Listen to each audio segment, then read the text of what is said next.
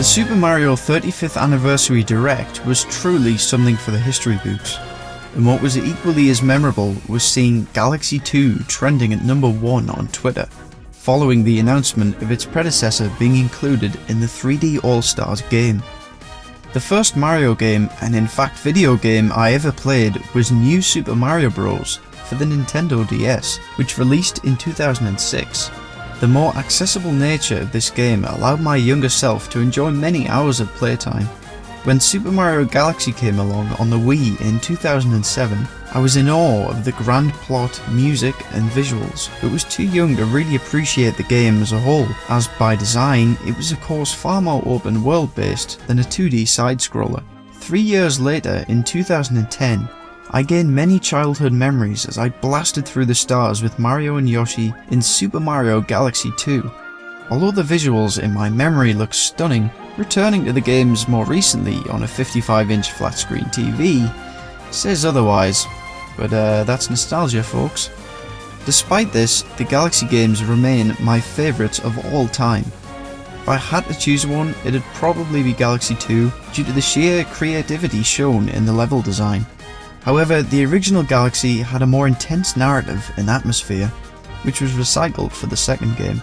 Nonetheless, I love both pretty much equally. Besides hoping for Galaxy 3 for the Switch, my most wanted release from Nintendo for years has been a remaster of both Galaxy games for the hybrid console. So along comes the Super Mario 35th Anniversary Direct, which has been speculated about for the best half of a year, and reveals Super Mario 3D All-Stars, a game collection consisting of Super Mario 64, Super Mario Sunshine, and Super Mario Galaxy, which is huge in my eyes. Even though the games aren't full-on remasters as suggested in the various leaks, for Galaxy in particular, some HD visuals and control optimization are all the game needs in order to really shine. So why was Galaxy 2 trending on Twitter? It wasn't included in the collection. This is especially strange as, for one, it's one of the highest rated games of all time, yet throughout the direct presentation there is absolutely no mention of the game, as though it's the black sheep of the franchise.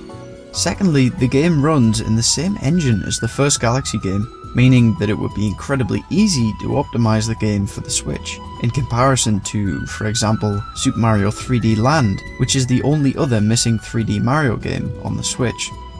I wouldn't be surprised if, during development of this collection, the game was tested on the Switch at some point, but then dropped for whatever reason.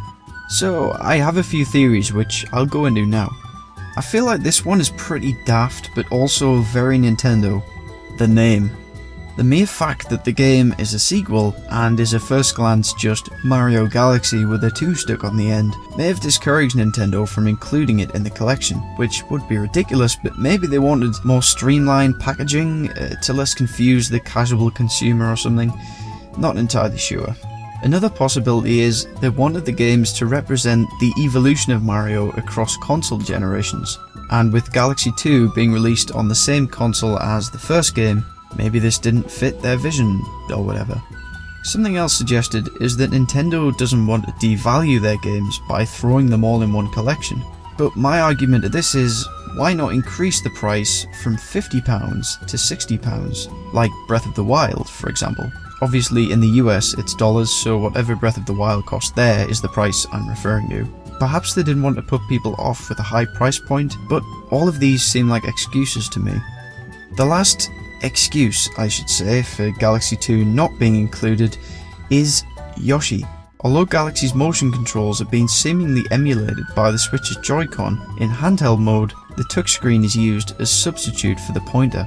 This would be awkward enough in Galaxy 1, but in 2 we have Yoshi, whose moveset is based around grabbing onto things with his tongue via motion controls, especially for later levels such as the Grandmaster Galaxy, wherein great precision is required.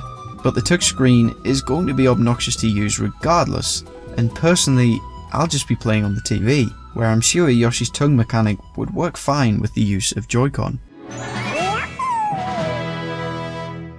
So with this game being a limited release that will be pulled from sale on the 31st of March 2021, fans have speculated as to whether the games will be seeing individual eShop releases following this.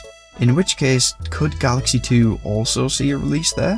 Another proposed idea was Galaxy 2 being added as DLC, much like the reissue of the original Super Mario All-Stars that included Super Mario World.